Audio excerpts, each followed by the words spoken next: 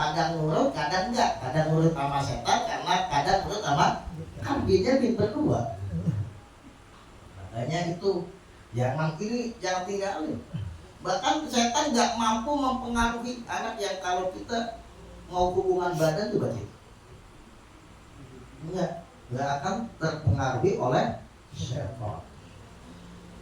Kemudian wal afdal yang lebih utama linnasiki bagi orang yang ibadah minat tajawuji, mana yang lebih utama bagi orang yang sibuk ibadah? Minat tajawuji, apakah menikah? Watarkihi, dan meninggalkan menikah. Ma, yaitu sesuatu karena yang ada min huma daripada tajawud watarkihi aslamu lebih selamat lidinihi bagi agamanya orang Islam. Bagi orang yang sibuk ibadah nih, bukan orang model kita rajin ibadah, mana yang lebih afdol, apakah menikah atau enggak menikah? Karena kalau menikah mungkin agak terganggu ya. Mana? Maka yang lebih afdolnya mana yang lebih selamat bagi dirinya di dalam agama. Kalau enggak menikah, misalkan akhirnya sabun nih olok, bentar-bentar beli sabun, bentar-bentar beli sabun, misal ya. Padahal aktif ibadah, ya berarti nggak selamat tuh agamanya. Menikah dong. Jadi mana yang lebih selamat itu yang lebih afdol. Tapi kalau bagi orang nggak ibadah, keluyuran, kadang nonton ini nonton, afdolnya nikah. Kalau nggak nikah bahaya, bisa jajan dia nantinya. Dan itu adalah dosa yang sangat bisa melakukan perzina. Ini tadi ini mana yang lebih afdol bagi an-nasib, orang yang sibuk ibadah, mana yang lebih afdol, menikah atau tidak menikah? Maka kata Imam Al-Hadani, yang lebih afdol, yang lebih selamat bagi dirinya untuk agamanya. Makanya kalau habis tadinya misalkan bujangan, ngajinya rajin, udah nikah nggak ngaji, wah itu nggak selamat agamanya. Mestinya harus lebih semangat setelah nikah. Kenapa? Tantangannya semakin berat, medan yang dihadapinya semakin berat. Karena itu harus disiapkan ilmunya gitu. Jadi terus mestinya kesomongannya setelah menikah pun harus selamat agama gitu. Wa aslaha liqalbi, dan mana yang lebih bagus di hatinya, menikah apa enggak menikah, yang menenangkan hatinya mana? Karena kan keadaan seseorang beda-beda. Ini bagi orang yang sibuk ibadah. Kalau misalkan dia lebih tenang kalau hidup sendiri, ya udah, ada ibadahnya nggak terganggu. Memang siang malam full buat ibadah. Pikirannya pun nggak pernah mikir yang lain-lain, fokus ingat sama Allah Subhanahu wa Ta'ala. Tapi kalau misalnya nggak menikah, pikirannya kacau, ingat cewek, nah itu. Bayangin perempuan lagi mandi misalkan loh, atau perempuan lagi, nah yang begitu asal lebih afdal menikah. Wa ajma ali fikrihi, dan lebih mengumpulkan kepada pikirannya, maksudnya lebih bisa fokus. Mana yang pikirannya lebih bisa fokus kepada Allah, fokus dikir, fokus ini, maka itu yang lebih baik. Kemudian wa yukrahu, dan dimakruhkan kalau hatan syadidatan, dengan makruh yang banget, makruh sangat. Liman, bagi orang la jaujata, yang gak punya istri, lahu kadueman, apa ayat tafakar, dia memikirkan pisanin nisa, dalam keadaan perempuan, alladzi yahmilu, yang bisa mendorong, memikirkan perempuan itu an-nafsa, kepada nafsu, alal maili, atas condong, ilaihina, kepada nisa. Tapi bagi orang yang single, yang gak punya istri baik duda maupun bujangan, jangan mikirin perempuan. Gak boleh. Kalau dia mikirin perempuan, mikirin begitu misalkan, akhirnya akan mendorong nafsu nih pengen begitu. Sementara penyalurannya nggak ada. Mau disalurkan kemana? Orang dia single, iya kan? Akhirnya terdorong kalau mikirin perempuan, mikirin begitu, akhirnya kepengen begituan. Ketika kepengen begituan, dia nggak ada salurannya. Nah, akhirnya bahaya kalau begitu. Karena itu bagi orang yang nggak punya istri, maka jangan memikirkan tentang keadaannya perempuan yang bisa membangkitkan nafsu, bisa membangkitkan syahwat. Karena bahaya nanti. Kalau nggak sabun olok loh, nanti kalau jalan ke panturan kan bahaya. Nah itu, karena itu jangan mikirin perempuan. Waman barang siapa bulia yang dicoba, bidzalika dengan memikirkan itu. Budak misalkan atau bujangan, kok pikiran cewek aja gitu. Pikirannya diuji oleh Allah, mendapatkan ujian mikirin itu. Stres otaknya misalkan, omes, otak mas, mikirannya begitu misalkan ya, misal. Walam yakdir dan dia tidak mampu ala qomhi untuk menahannya. Dan dia untuk menahan, mengendalikan pikiran itu gak bisa. Datang lagi tuh pikiran kesem-sem sama cewek misalkan. Kemudian biwadho itu ibadah. Walaupun kita bawa ibadah tetap aja mikiran begitu. Baca Quran ingat cewek, sholat ingat cewek. Kan sholat mesti ingat Allah. Baca Quran mestinya ingat Allah. Ini ingat cewek. Misal ya, dia walaupun udah tahan nggak bisa, diuji begitu. Pak alaihi bitajwid, maka hendaknya dulu nikah. Kalau pada begitu jangan ditunda-tunda. 20-40 hari jangan udah dulu nikah. Mau sejam udah langsung nikah. Kenapa? Lu kita yang celaka nanti deh. Karena kita otaknya udah mesum aja. Apalagi zaman sekarang tontonannya bahaya ya. Otak pikirannya. Nah kalau model begitu buru-buru menikah. Itu di dalam kitab apa ya Allah, di dalam kitab masalah nikah ini, tujuan menikah ini ada 3. Dikatakan tujuan menikah ini minimalnya 3. Hifdzun nasab, menjaga keturunan biar teratur dan tertib. Karena kalau orang misalkan nggak boleh nikah mau pajak mulai, bangsa Indonesia nggak boleh nikah, bisa habis. Karena nggak ada perkembangbiakan. Nah, menikah itu untuk itu, melestarikan keturunan ya, dan teratur dengan menikah. Ada bapak, ada kakek. Coba kalau nggak melalui pernikahan, misalkan kamu bapak sih nggak tahu, orang bikin rame-rame ya kan? Ya iya loh, adanya bapak, adanya kakek itu karena melalui pernikahan. Kemudian juga apa lagi tujuan wanai luladan, untuk mendapatkan kenikmatan. Benar gak pakai nikmat atau enggak? Wow.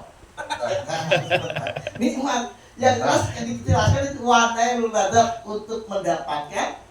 Yang ketiga betul mereka. Tujuan mereka yang ketiga adalah wa ikhrajul ma alladhi yaburru ihtibasu bil badan, untuk mengeluarkan cairan atau air yang apabila tetap mengendap di badan bahaya, bisa prostat. Itu harus disalurkan. Makanya biasanya kalau yang orang soleh ini suka dikasih lewat mimpi, akhirnya tersalurkan gitu ya. Nah kalau enggak tuh mau gimana? Karena itu penting. Karena cairan itu, air itu kalau tetap di badan bisa bahaya. Beku akhirnya prostat bahaya.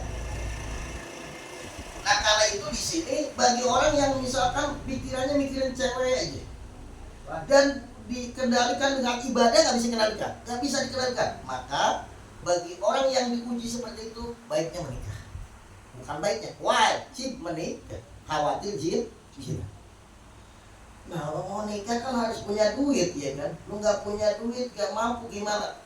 Fa'ilam yastati fa'alai bisawm. Kalau memang nggak mampu untuk menikah, nggak punya duit, misalnya nggak punya biaya untuk menikah, ya puasa. Jangan buat ngasih sama istri, buat sendiri aja susah misalkan ya. Maka puasa. Karena dengan puasa nafsu syahwat itu akan terkendali. Tapi puasanya beneran.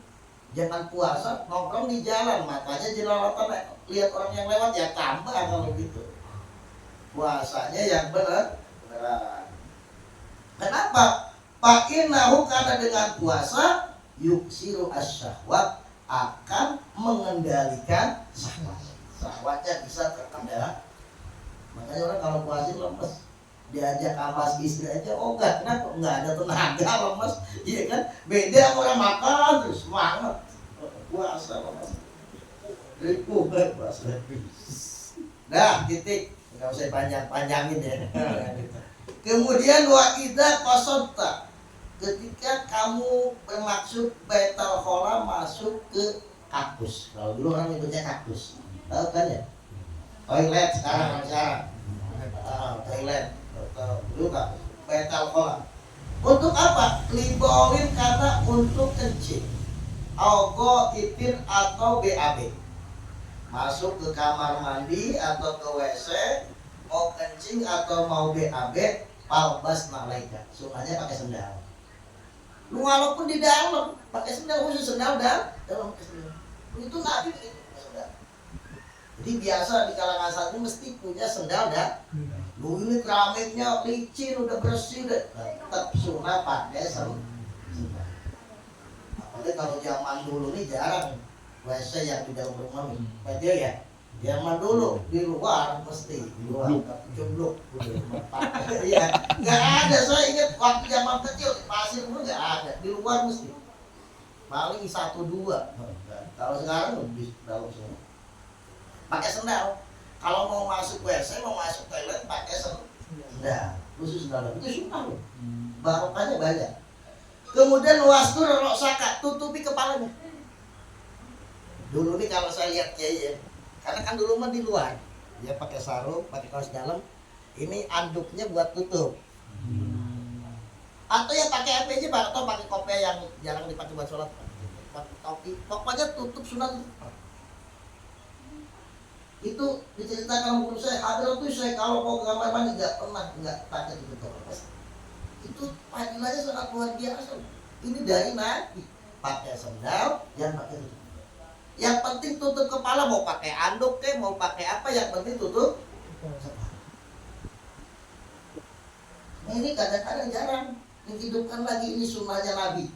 Man ahya sunnati faqad ahabani. Siapa yang menghidupkan sunnahku, maka dia membuktikan cintanya kepada. Siapa yang membuktikan cintanya kepada wa man ahabani kana lahu kana ma'i fil jannah. Maka dia akan bersama Nabi di dalam surga. Jadi gitu, pakai sendal, tutup kepala, pakai apa aja, mau pakai kopiah, mau pakai anduk, mau pakai ini topi, mau apa aja, yang penting penutup kepala. Nah kalau tangan nggak bisa, kalau tangan cuma gini mau masuk. Karena ini bukan penutup kepala kalau tangan. Kemudian waqaddim, dan mendahulukanlah kamu rijlaka kepada kakimu al yusra yang kiri, idduhuli ketika masuk toilet kamar mandi. Ketika kamu mau masuk WC atau kamar mandi, dahulukan kaki yang kiri. Wal yumna, dan dahulukan kaki yang kanan fil khuruj ketika keluar daripada kamar mandi. Itu dia yang begitu-begitu berarti. Itu dia ini kalau lupa misalkan udah masuk, kok kaki kanan dulu, mestinya kaki kiri masuk WC, maka dikeluarin dulu. Keluarin. Karena kan lupa ganti kaki, begitu. Supaya terbiasa, nanti ini terbiasa. Keluar misalkan kok kita malah kaki kiri dulu, masuk lagi dulu, keluar kaki kanan. Biasakan, ini penting. Dan kita ketika mempraktekkan hal-hal ini itu mendapatkan barokah ampunan yang sangat bagus. Kenapa? Karena kita menghargai ajaran Kanjeng Nabi. Dan memang tidak semua ajaran semua ajaran Nabi ini mesti barokahnya, padilahnya sangat banyak. Tidak ada yang sia-sia. Ajaran Nabi sekecil apapun nggak ada yang sia-sia, karena sumbernya dari Rabbul Alamin. Kemudian wakul, dan ucapkanlah indah iradati duhul ketika mau masuk. Sebelum masuk berarti dibacanya. Ketika mau masuk, bismillahi Allahumma inni a'udzubika minal khubsi wal khaba'is, atau boleh minal khubusi wal khaba'is, boleh minal khubsi wal khaba'is. Bismillahi, aku masuk ke kamar mandi dengan menyebut nama Allah. Allahumma ya Allah, a'udzu, ini sesungguhnya a'udzubika, aku memohon perlindungan dengan Engkau, dengan kekuasaanmu, minal khubsi, daripada setan laki-laki, wal khaba'is, dan setan tempatnya setan. Makanya orang jangan lama-lama kalau di kamar mandi di WC, mesti ngelamun. Coba aja kalau nongkrong begitu, kalau nggak ngelamun tempatnya setan. Makanya kita dianjurkan sebelum masuk nih baca Bismillahi Allahumma inni a'udzubika minal khubsi wal khaba'is. Aku berlindung kepada dengan pertolongan Engkau ya Allah daripada setan laki-laki dan setan perempuan. Jadi setan kayak manusia, ada jenis kelamin laki-laki. Kalau malaikat ya nggak ada jenis kelamin. Malaikat bukan laki, bukan perempuan. Kalau setan atau jin ada jenis kelamin. Lu kok kenapa baca Bismillah dulu di dalam riwayat nih? Itu setan nih, jin itu pandangannya tidak terhalang dengan tembok. Walaupun masih ada tembok, itu setan, jin bisa melihat kita. Tapi kalau kita baca Bismillahi, maka tidak akan terlihat. Makanya orang dulu lupa keluar lagi. Karena mereka ini malu kalaupun dilihat oleh jin, apalagi dilihat oleh manusia. Jadi kalau kita baca Bismillahi, maka pandangannya, penglihatannya si jin itu atau setan nggak bisa melihat aurat kita. Jadi jin itu walaupun ditutup tembok, pandangannya bisa tembus. Tapi kalau dengan baca Bismillahi, dia nggak bisa melihat kita yang sedang mati. Jin itu loh ya, jin setan. Kalau jin manusia ya tetap bisa. Kalau yang jin manusia itu sengaja dikorek. Kemudian wa indal khuruj, ketika kita keluar dari WC itu, dari kampus atau kamar mandi, baca Ghufranaka alhamdulillahilladzi adhaba anil adha wa afani. Ghufranaka, ya Allah aku memohon ampunanmu. Lu kenapa kok keluar dari kamar mandi minta ampun? Karena kita udah berzikir. Dia minta ampun kepada Allah. Karena mungkin itu nikmat, belum tentu kita sanggup untuk mensyukurinya. Ya, lu kita bisa BAB itu nikmat yang luar biasa gitu. Nggak bisa BAB, mahal ke dokter. Itu sakitnya luar biasa. Itu dulu zaman dulu ada raja nggak bisa BAB.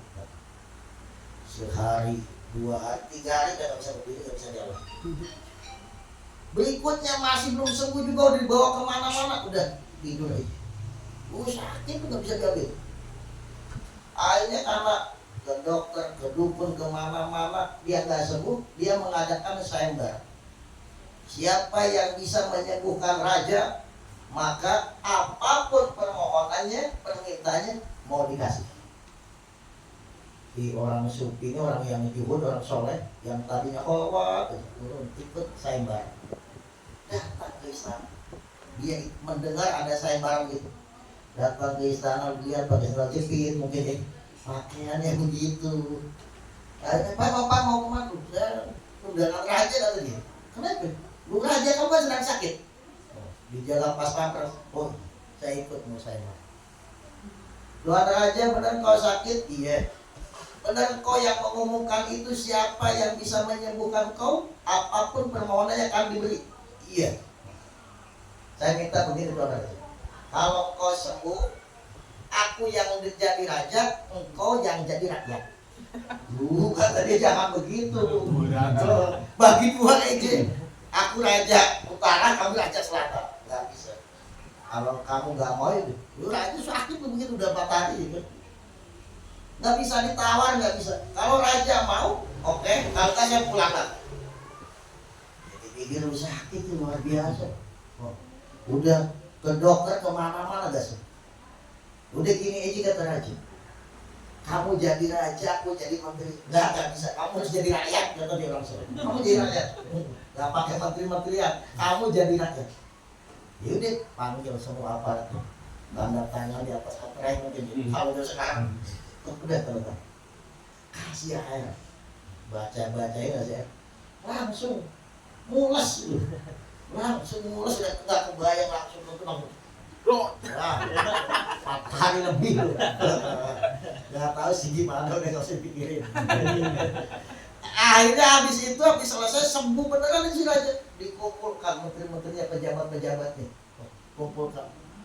Wahai para pejabatku, para menteriku, mulai sekarang saya jadi rakyat biasa. Ini dia menjadi raja.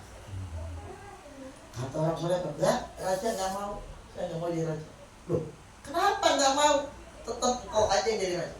Karena nilai istanamu, kerajaanmu, nilainya sama nilainya kentut. Harganya senilai kan? Kentut dia pulang. Nggak mau apa itu raja, aku nggak mau. Loh, orang soleh begitu. Nggak mau rebutan begituan. Lu sekarang rebutan, lu dulu begitu tinggalin. Padahal udah menjadi haknya sesuai perjanjian. Nggak mau jadi.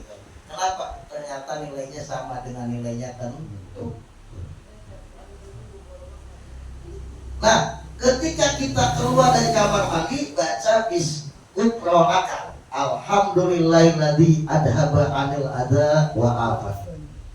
Alhamdulillah segala puji bagi Allah, alladzi adhaba 'anil adza, yang telah menghilangkan, mengeluarkan dariku yang mengganggu.